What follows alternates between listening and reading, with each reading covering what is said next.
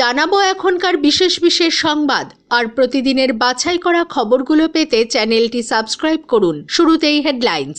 তালিকায় নবীন প্রবীণ ভারসাম্য, বাংলার 42 আসনে প্রার্থীদের নাম ঘোষণা তৃণমূলের। বাংলার উপরে কেন্দ্রের চাপ মানতে পারেননি পদত্যাগী নির্বাচন কমিশনারকে স্যালুট মমতার। বহরমপুরে তৃণমূলের প্রার্থী ইউসুফ অধীরকে মাত দিতেই কি এই সিদ্ধান্ত? বাবা নির্দোষ, সিবিআই হেফাজত বাড়তেই আদালত চত্বরে দাঁড়িয়ে আর কি বললেন শাহজাহান কন্যা। নো ভোট টু তৃণমূল, মোদির মঞ্চ থেকে লড়াইয়ের ডাক অভিজিৎ গঙ্গোপাধ্যায়ের। আসছে বিস্তারিত খবরে। জল্পনা ছিলই ব্রিগেডে জনগর্জন সভার মঞ্চ থেকে রাজ্যের 42 আসনেই প্রার্থীদের নাম ঘোষণা করে দিল তৃণমূল। টিকিট পেলেন কারা?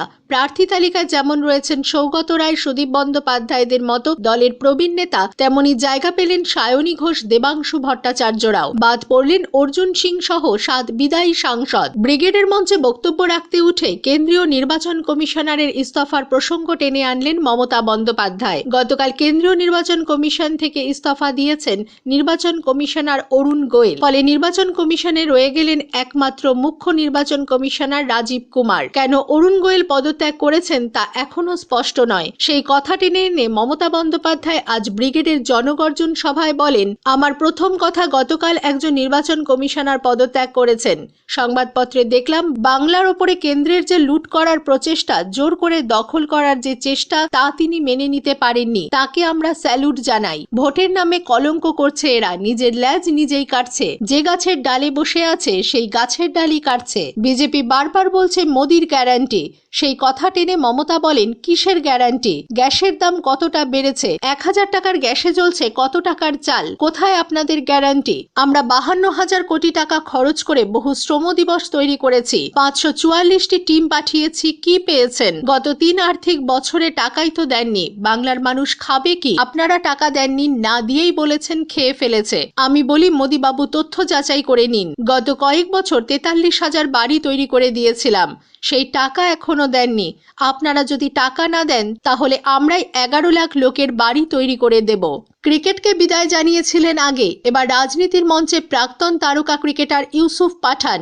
আসন্ন লোকসভা নির্বাচনে তৃণমূলের প্রার্থী হচ্ছেন তিনি। বহরমপুর থেকে তাকে প্রার্থী করল জোড়া ফুল শিবির। রবিবার ব্রিগেডে জনগর্জন সভা থেকে তাঁর নাম ঘোষণা করল তারা। মঞ্চে উপস্থিত ছিলেন খোদ ইউসুফ। মমতা বন্দ্যোপাধ্যায় খোদ নিজের দলের প্রার্থীকে জনগণের সামনে নিয়ে আসেন। ভারতীয় ক্রিকেট দলের প্রাক্তন তারকা ক্রিকেটার ইউসুফ 2007 সালে টি20 বিশ্বকাপ দলে সামিল ছিলেন তিনি। 2011 সালে একদিনের বিশ্বকাপ জয়ী দলেও সামিল ছিলেন। আইপিএল ক্রিকেটে ভারতীয় হিসেবে দ্রুততম শতরানেরও মালিক। এবার রাজনীতির মঞ্চে অবতীর্ণ হলেন। ইউসুফের নাম ঘোষণা করে একেবারে চমকেই দিয়েছে তৃণমূল। কীর্তি আজাদের নাম আগে থেকে শোনা গেলেও ইউসুফ জোড়াফুল শিবিরের প্রার্থী হতে পারেন তা আঁচই করতে পারেননি কেউ।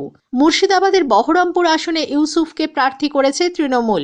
ওই আসনে ইউসুফকে পাঠানো যথেষ্ট ইঙ্গিতপূর্ণ বলে মনে করা হচ্ছে, কারণ বহরমপুর বরাবরই প্রদেশ কংগ্রেস সভাপতি অধীর রঞ্জন চৌধুরীর গড় হিসেবে পরিচিত, যার সঙ্গে ইদানিংকালে তৃণমূল নেতৃত্বের সম্পর্ক তিক্ত থেকে তিক্ততর হয়ে উঠেছে। তাই ওই আসনে তারকা প্রার্থীকে পাঠিয়ে তৃণমূল কংগ্রেস কড়া বার্তা দিল বলে মনে করা হচ্ছে।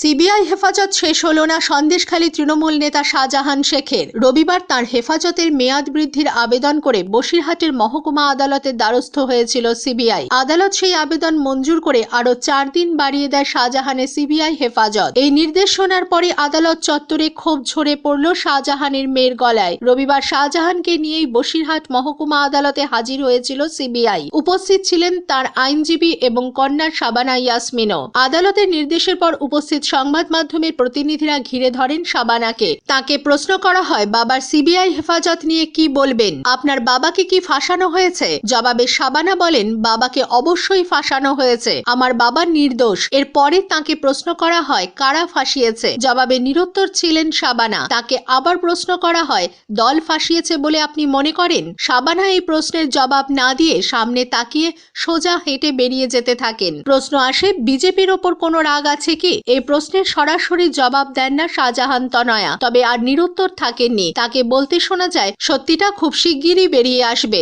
তদন্ত হলে সব জানা যাবে। রবিবার সিবিআই আদালতকে জানিয়েছিল শাহজাহানের বিরুদ্ধে আরো নতুন নতুন তথ্য প্রমাণ তাদের হাতে আসবে, তাই এখনই যেন শাহজাহানকে সিবিআই এর হেফাজত থেকে মুক্ত না করা হয়। এই মর্মে আরো 4 দিন সন্দেশখালী তৃণমূল নেতাকে হেফাজতে চেয়েছিল সিবিআই। বসিরহাট মহকুমা আদালতে শাহজাহানের আইনজীবী রাজা ভৌমিক জানান, আদালত সিবিআই এর আর্জি মেনেই আগামী 4 দিনের জন্য তাকে সিবিআই হেফাজতে রাখার নির্দেশ দিয়েছে। তবে শাহজাহানের তরফে এর পাল্টা কোনো জামিনের আবেদন করা হয়নি। রাজনীতিতে যোগ দিয়েই বড় মঞ্চে বক্তব্য রাখার সুযোগ, সেই সুযোগের পূর্ণ সদ্ব্যবহার করলেন প্রাক্তন বিচারপতি অভিজিৎ গঙ্গোপাধ্যায়। গত শনিবার শিলিগুড়ির কাওয়াখালী ময়দানে প্রধানমন্ত্রী নরেন্দ্র মোদীর সভায় ভাষণ দিতে গিয়ে তিনি সরাসরি তৃণমূলের বিরুদ্ধে লড়াইয়ের ঘোষণা করে দিলেন। অভিজিৎ গঙ্গোপাধ্যায়ের স্পষ্ট বক্তব্য ছিল, 2024 সালে বাংলার বুক থেকে দুর্বৃত্তদের দল তৃণমূলকে একটাও ভোট নয়, নো ভোট টু তৃণমূল। তাদের বুঝিয়ে দিতে হবে যে পশ্চিমবাংলায় তারা আর থাকতে পারবে না। এই ভোট থেকেই বুঝিয়ে দিতে হবে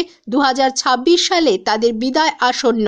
বিচারপতির পদ থেকে অবসর নিয়ে অভিজিৎ গঙ্গোপাধ্যায় রাজনীতির ময়দানে নামার পরই নানা মহলে গুঞ্জন শুরু হয়েছে। তৃণমূলের বিরুদ্ধে তিনি মুখ্যমন্ত্রী পদপ্রার্থী হচ্ছেন। আবার আসন্ন লোকসভা ভোটে তমলুক কেন্দ্র থেকে অভিজিৎ গঙ্গোপাধ্যায় বিজেপির প্রার্থী। এদিকে শিলিগুড়িতে প্রধানমন্ত্রী মোদীর সভায় বক্তব্য রাখতে উঠে তৃণমূল বিরোধী লড়াইয়ের জোরদার বার্তা দিলেন অভিজিৎ বন্দ্যোপাধ্যায়। আগেও তিনি তৃণমূলকে চোর, দুর্বৃত্ত, দুর্নীতিগ্রস্ত, যাত্রা পার্টি এসব বাক্যবাণে বিদ্ধ করেছেন। আর শিলিগুড়ি সভা থেকেও সেই একই বার্তা দেন তিনি স্লোগান তোলেন, নো ভোট টু তৃণমূল। জনগর্জন সভা, বাংলার বঞ্চনার প্রতিবাদে সভা। সেই সভা থেকে বঞ্চনা ইস্যুতেই প্রধানমন্ত্রী নরেন্দ্র মোদীকে খোলা চ্যালেঞ্জ ছুড়লেন বিজেপির সর্বভারতীয় সাধারণ সম্পাদক অভিষেক বন্দ্যোপাধ্যায়। গত 3 অর্থবর্ষে বাংলাকে কত টাকা দিয়েছেন, ব্রিগেডের মঞ্চ থেকে মোদীর কাছে হিসেব চাইলেন অভিষেক। প্রধানমন্ত্রী আবাস যোজনা, 100 দিনের কাজ, একাধিক কেন্দ্রীয় প্রকল্পে বাংলাকে বঞ্চনা করা হচ্ছে।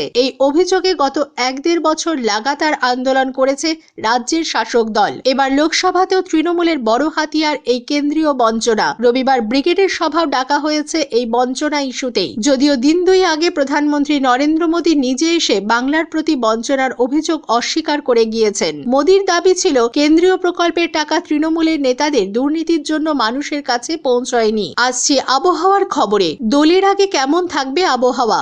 হাওয়া অফিসের তরফে বলা হয়েছে, আপাতত পরিষ্কার থাকবে আকাশ। দিনের তাপমাত্রা বা সর্বোচ্চ তাপমাত্রা ক্রমশ বাড়বে। উত্তর পশ্চিমের হাওয়া বইবে। সকাল সন্ধ্যা মনোরম আবহাওয়া, বেলা বাড়লে গরম বাড়বে। শুধুমাত্র উত্তরবঙ্গে দার্জিলিং এর পার্বত্য এলাকায় হালকা বৃষ্টির সামান্য সম্ভাবনা। পূবালি হাওয়া ও পশ্চিমী ঝঞ্ঝার সংঘাতে বৃহস্পতিবার রাজ্যে হাওয়া বদল হতে পারে। আংশিক মেঘলা আকাশ এবং বজ্রবিদ্যুৎ সহ হালকা বৃষ্টির সম্ভাবনা। মৌসুম ভবনের তরফে জানানো হয়েছে, ওড়িশা এবং রাজস্থানে রয়েছে ঘূর্ণাবর্ত। তামিলনাড়ু থেকে বিদর্ভ পর্যন্ত একটি অক্ষরেখা রয়েছে। নতুন করে পশ্চিমী ঝঞ্ঝা ঢুকবে উত্তর পশ্চিম ভারতের পার্বত্য এলাকায়। 10 মার্চ এবং 12 মার্চ 2 পশ্চিমী ঝঞ্ঝা ঢুকবে। আবহাওয়া দফতরের তরফে বলা হয়েছে, 14 মার্চ বৃহস্পতিবার বৃষ্টির সম্ভাবনা পশ্চিমের জেলাগুলিতে। বজ্রবিদ্যুৎ সহ হালকা বৃষ্টির সামান্য সম্ভাবনা। দিনভর মেঘলা আকাশ। পশ্চিমের জেলাগুলিতে, অন্যান্য জেলাগুলিতেও আংশিক মেঘলা আকাশের সম্ভাবনা। স্থানীয় সংবাদ শেষ হলো।